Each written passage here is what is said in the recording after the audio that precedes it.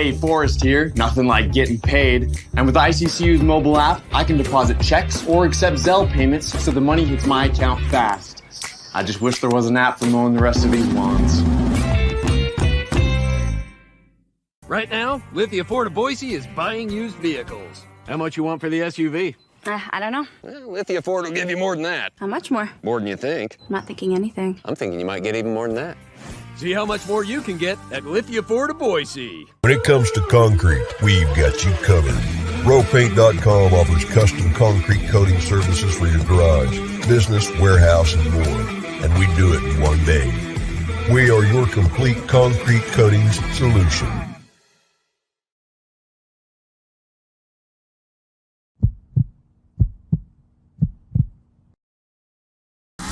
This is Bronco Nation News Live. The best interviews, the most informed opinions, the latest breaking news, all from the top Boise State insiders. Joining BJ Rains today is KTIK 95.3 FM The Ticket's Mike Prater. Listen to Idaho Sports Talk with Prater in the Ballgame, weekdays from 3 to 6 on 95.3 FM The Ticket and online at KTIK.com. Now, here's Mike Prater and BJ Rains with another edition of Bronco Nation News Live. Hey, what's going on, Boise State fans? Happy Thursday to you. Mike Prater joins me for his weekly appearance, Bronco Nation News Live here at BroncoNationNews.com. Make sure you're subscribing to the YouTube channel, Bronco Nation News. Click that like, subscribe button down there. We would appreciate it. Mike, looked like a fire drill right before the show went on there. You all right? Did you knock over the camera or something? Yeah, we had a little power issue button, but JP's to the rescue. That's why we keep JP around here, because he's magic when it comes to crises like that. So we're good to go. I haven't seen JP move that quick in a while. He was came around the edge like Taylon Green trying to break a long run there coming around the corner. But, yeah, appreciate whatever happened there, JP, even for getting it fixed and for you guys for getting on. And, yeah, we got plenty to talk about today. Obviously, Boise State basketball falls last night. They got another big one on Saturday against Washington. We got Washington State. We got the football game in Reno on Saturday. So we would love to take your comments, your thoughts. If you were at the game last night, what did you think of it? If you watched it on TV, Chris Lewis, Nick Duncan on the call. Let us know what you thought of it. If you listened to it on the radio with Bob and Abe on 670, let us know. We would love to get folks' thoughts on a season opener. The announced attendance, 9,700, 9,796 to be exact. Looked like a lot of no-shows in the lower level. I guess the weather and the icy roads had something to do with that, but the student section was pretty full. The third deck was open. There were some people up there. It was I'd say good, not great crowd, but for a season opener, I thought it was pretty good. You had some good energy. You had a back-and-forth game, Mike. You had Boise State coming back from a 13-point deficit in the second half to take the lead. And I am very curious where Mike Prater is on this, because I was already fending off the Twitter trolls last night after one game. I'm hoping Mike Prater is seeing the bigger picture here and not ready to go doom and gloom on this basketball team. But I am ready to debate it with him if he is. But I specifically did not ask you before the show your thoughts on the game, because I wanted to wait till we got on here. But 68-66. 1.3 seconds left. They score after Marcus Shaver Jr. misses 2 free throws. And Max Rice actually gets an open shot, but has a calf cramp right as he's turning to shoot. His muscle tightens up, and he can't get a shot off and kind of heaves it towards the basket. He falls down to the ground in pain. And the Boise State men's basketball team 0-1 after a 2-point loss to South Dakota State. Your general initial thoughts, Mike Prater? Yeah, I got some issues with this basketball team, so we can debate a couple of different things, but they're minor, BJ. They're really minor in terms of like starting 0 for 9, maybe not playing smart all the time, some inconsistent balls, some shooting stuff, and maybe some stuff here and there. But overall, and I was not there last night. I did watch it on the Mountain West Network. I did listen to the Bob broadcast, and I totally dove into this game last night. In terms of season openers, and having covered Boise State basketball since 1992, off and on, this probably was one of the more compelling season openers, home openers that Boise State basketball has had in terms of the crowd. Yeah, there was not 9,000 people there, maybe 4, 5, 6,000, whatever the number was. On the television broadcast, it looked good. It sounded good. It sounded real. The game was good other than that 0 for 9 start when it came for shooting. And then Boise State battled back. I got a pro and con list, just like everybody else does. My pro list has got about 10 things. My con list has 1 or 2 things. We'll debate those, but overall, I'm not going to get too fired up. Even old jaded Prater is not going to get too fired up over a loss. I thought that there was a lot of good signs last night, and this is a very, very long basketball season. I'm happy to hear that, Mike. I was thinking you were going to come in here and kind of declare it basketball season over after one game here, but as some fans were doing on social media, no, it wasn't perfect. There were certainly some issues. It was not perfect by any means. I think you could tell that South Dakota State had just played a close game 2 days before.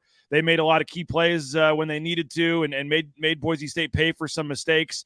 If you can weigh the playing a game and then having to travel versus Boise State not having to play or travel, it probably ended up being in South Dakota State's favor that they had to play at Akron 2 nights earlier. I thought the crowd didn't really faze them. I thought they every time Boise State would make a run, the crowd would go crazy, and Boise State would tie it or go up by 1 or 2 right away. South Dakota State would battle back and hit a bucket. And again, I know South Dakota State is not Duke or Kentucky or Kansas from a name standpoint, but that's a quality, decent mid-major level. I'm not saying they're, going to win 30 games again this year, Mike, but that was not like losing to Idaho State a couple years ago in the first game or some of the first games they've had. I thought it was a competitive, good game for both teams. I thought, again, would you have liked to have that win? Would it help you come March? Maybe, yes.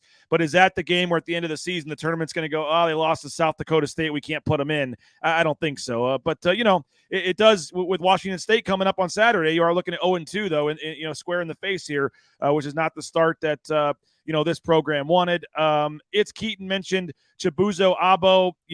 That was a big issue for them, I thought, last night. He only played 10 minutes. He did not score. He fouled out, and he had 2 turnovers. We just couldn't see him get going. I mean, Mike, this might be their leading scorer when it's all said and done. He will be in the big 3 with Shaver and with Degenhart. He's going to average, 10-plus points a game when this season is over, and they got nothing from him because he fouled out. He was jittery, had a couple bad fouls. It was his first real game. You could tell he was out there. And then after the first time when he got the 2 quick fouls, every single time he came in within 30 seconds, it was, there's a foul, back to the bench. There's a foul, back to the bench. So part of the optimism, I guess, is that Chibuzo Abo is going to, give you 10-plus points, not 0 on a nightly basis. And it's Keaton says, if you give me 1,000 guesses on his box score, 0 points, 2 turnovers, and 5 fouls, I would never have been able to guess it.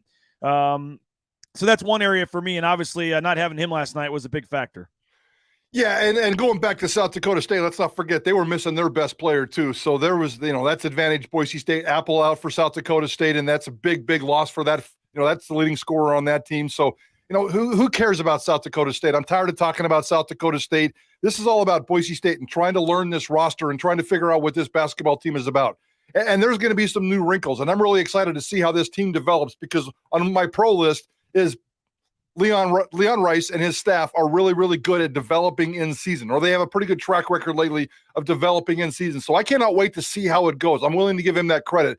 But, there was a lot of negativity last night that really, really bothered me. And I told you a couple weeks ago, right before media days or during media days, that I was a little disappointed in the splash. Boise State coming off its greatest season in basketball history, and they can't get a single player on the all-conference team. They can't get a single newcomer on the all-conference team. I don't see a lot of sexy splashes. Everybody's telling me that these 3 newcomers are going to be good. Everybody's telling me that Lucas Milner is going to replace Mladen Armouche. Lucas Milner was terrible last night. Abo was terrible last night. The other 2 guys were non-existent last night. My biggest issue with this basketball program over the years has always been the inconsistency. I'm going to get a little personal with Leon Rice, who we all love and adore Leon Rice. But Leon Rice, he's got a little ADD. It's kind of like my partner here in Idaho Sports Talk. He's like the right fielder chasing butterflies during the 3rd inning. And sometimes you lose focus. And sometimes this basketball team loses focus and goes into these deep, dark slumps that just drive me crazy. The 0-for-9 start. 3 or 4 basketball players, all new on a big, great grand opening night, and none of them bring anything. So it's just, you almost have to take 2 steps forward, 1 step back, 2 steps forward, 1 step back with this program. But let's not get carried away. What I saw last night, and my pro list is long. We'll talk about a lot of these things here over the next 15, 20 minutes. Overall, I liked what I saw with this team last night. 2 steps forward, 1 steps back. The only phrase I can think of that. Slow growth. I know. I was hesitant to go there. I told myself the other day, don't go there unless you really, really have to so far this year. And I haven't used that phrase yet, but I got it in my back pocket, BJ.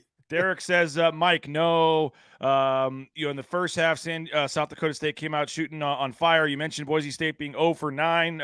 They were 0 for 8 or 0 for 7 or 8 from 3-point range to start as well before Max Rice finally hit his first three. And yeah, you get Chibuzo Abo, Mohamed Silla, Sada Nganga, and Jace Whiting, literally your 4 newcomers last night combined for 4 points. And you're talking, and again, Mike, it's one game, so that's all we have to judge right now. But I do think, at least on the Buzo side, that's going to be an anomaly. I bet you we could count the number of games where Abo doesn't score this season probably on one hand. I think he's going to be a 10, 12-point guy a game. He's going to be one of their best players. He just got one of those games where he just was a non-factor because of the foul trouble. So that to me is you can't say, he was a non-factor, and you can't say, obviously, the fouls were the fouls. It's his fault. I get it, but I don't see that being something that happens very often this year. I would agree with that.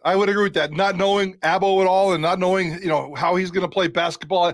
He left a lot on the table for me to learn last night, but I promise you, you're right. But I promise you, we're going to see 3 or 4 games like we saw last night as well. And not only from him, from this entire team, collectively and individually. There's going to be 3 or 4 games. And maybe that's just me being a little jaded, and maybe that's normal on a basketball team, even if you're a good basketball team. Obviously, if you play 30 games, you're not going to be perfect for 30 nights. You're going to have a lot of issues collectively and as an individuals. But it seems to be a little bit more than I'd like to have when it comes to Leon Rice's basketball team. I was hoping for a little bit more consistency this year. And we had a lot of time to see how it develops. And I do want to go over this list of positive stuff. But, again, a lot of question marks with this basketball team. Yeah, you lost about 30 points a game, I think it was, from last year. You lost about 30 points between Kijab, Armouche, and Akot, and you got 4 last night. So I would kind of take that as a positive. You had Max Rice, 21 points. That was a guy that started 1 for 24 from 3-point range last year. He hit some big threes. He had 21 points. He had 17 from Shaver, although he did miss the 2 big free throws. I thought Najee Smith was a big positive. He looks like he's going to be a contributor. 12 points last night, had a couple of nice spin moves. But I think that as Leon Rice said, the Abo foul trouble and then the injury where Shaver was kind of in and out led to some, fatigue down the stretch, because they had a stretch where they had like a 2-point lead and then they had 3 straight turnovers with like 5 minutes to go. And, in the first game of the season, to play Degenhart 38 minutes, Rice 36 minutes, Shaver 36 minutes, Najee Smith 33.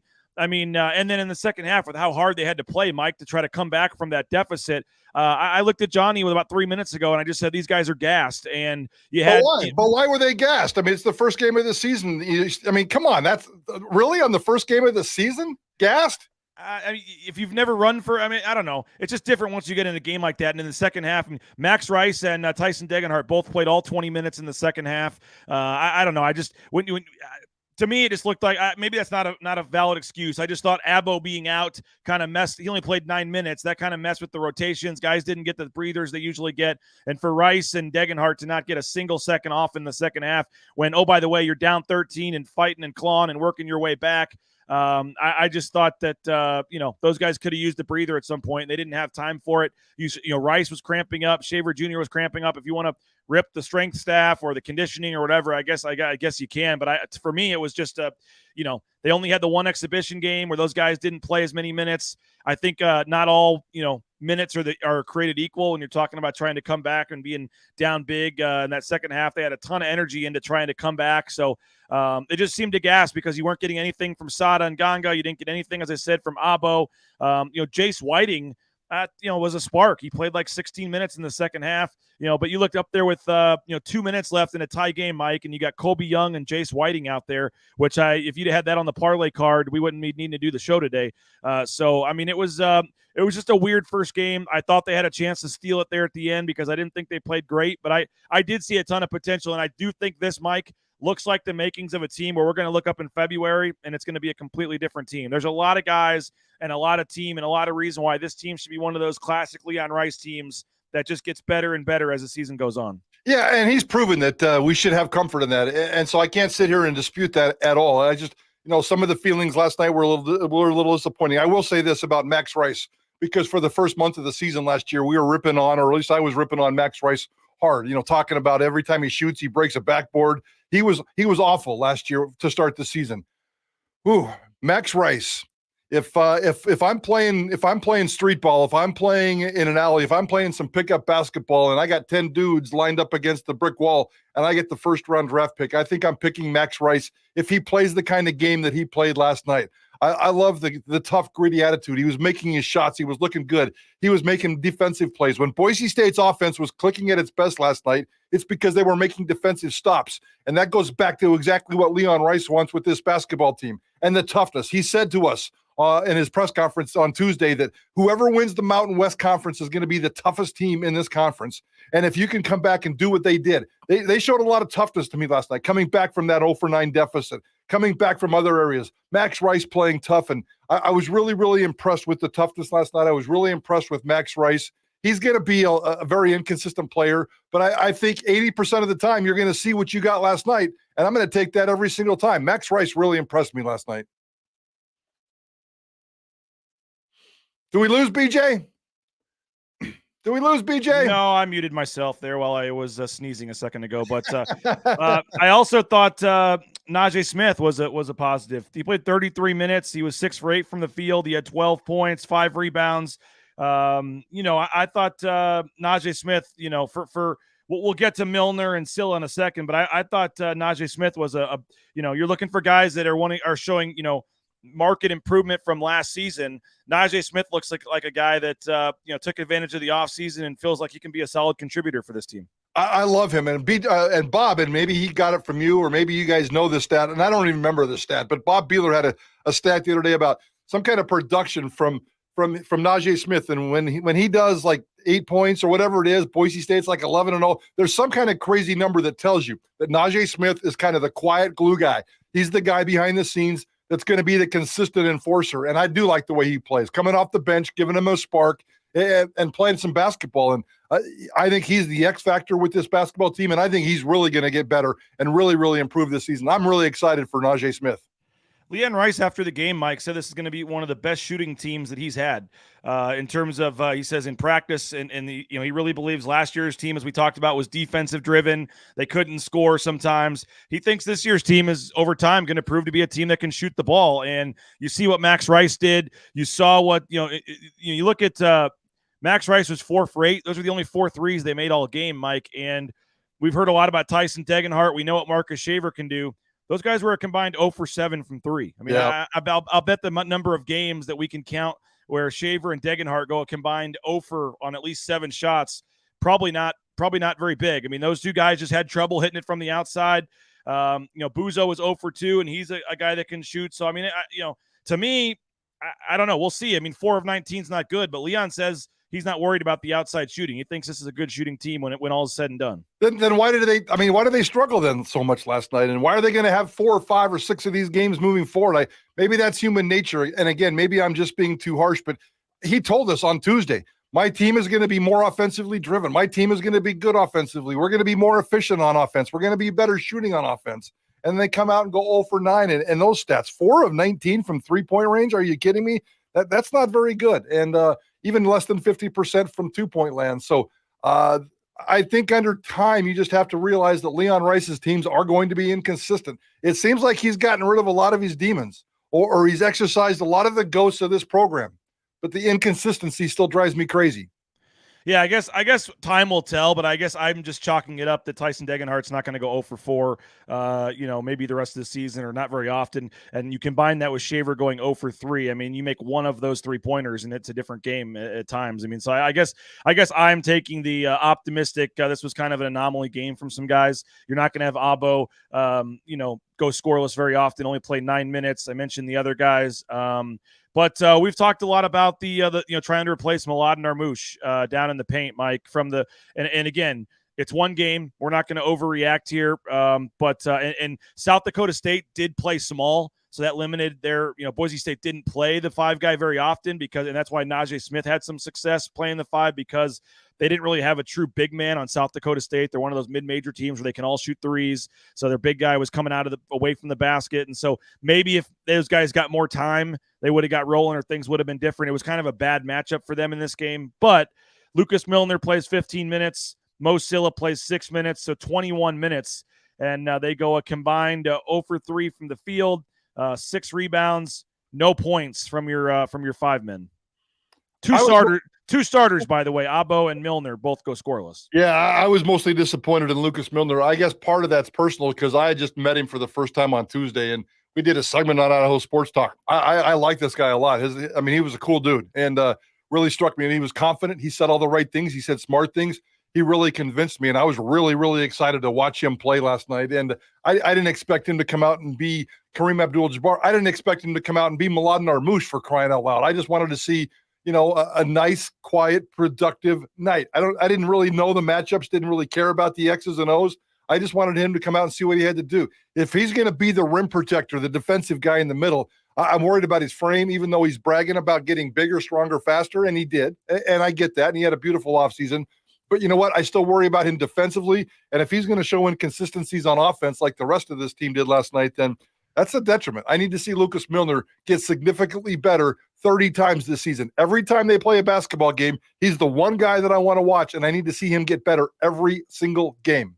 And I hate to keep saying, these are anomalies in this, but I mean, Lucas Milner, Mike, was the NCAA JUCO, whatever the JUCO league is called, leader in the entire country his last year there in field goal percentage. He shot over 70% from the field.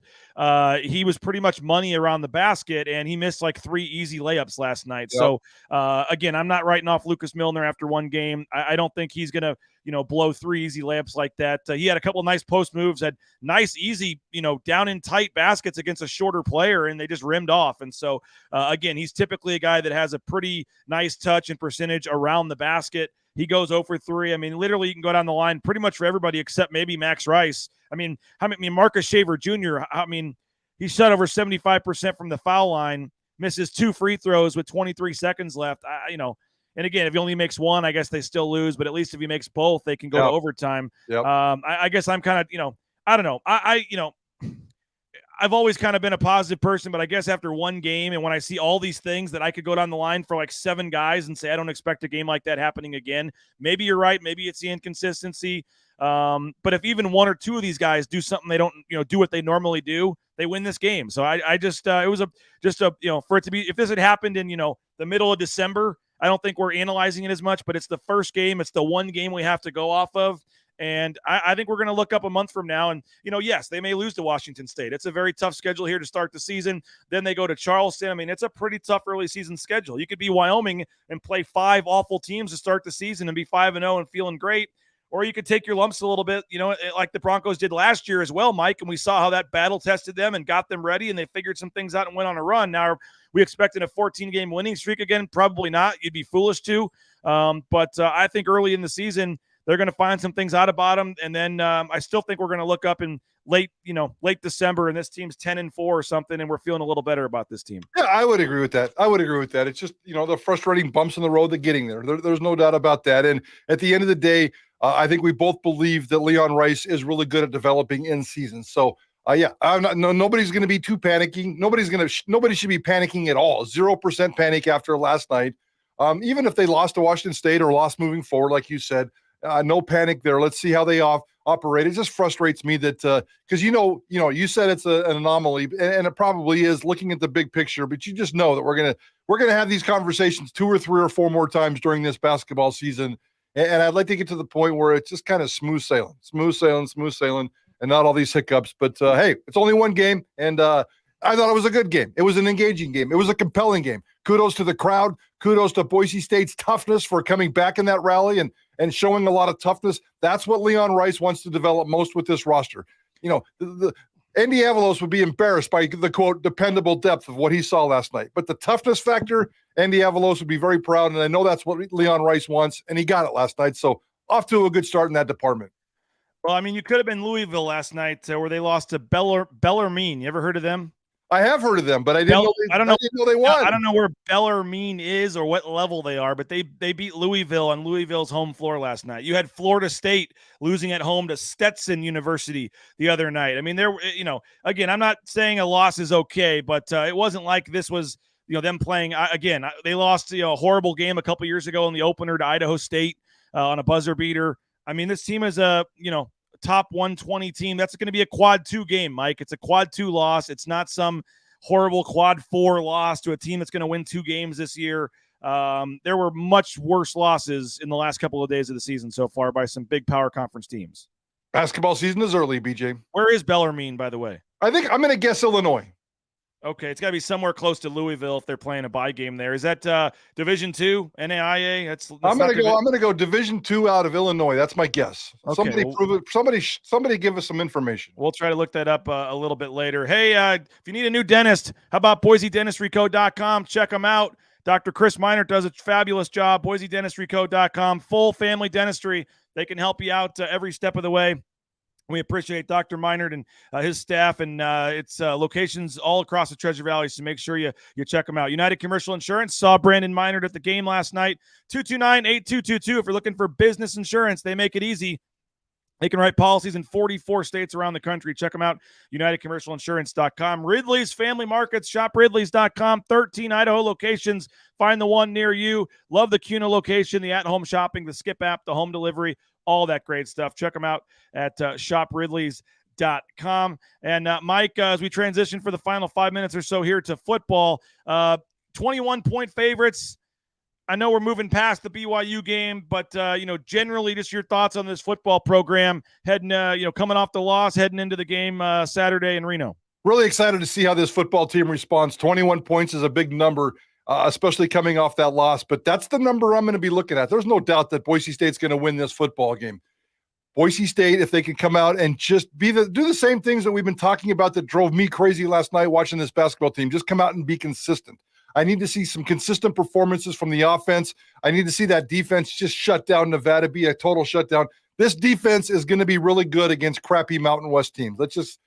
We're deep enough into the season where we know they're going to be elite against crappy Mountain West offenses and crappy Mountain West teams. When you get out there in the real world, they're going to be a good defense, not an okay defense. They're going to be good, but I expect an elite defensive performance on Saturday, and I want to see Taylor Green come out and just do what he does. And I need to see some consistent offensive numbers and a dominant performance from start to finish.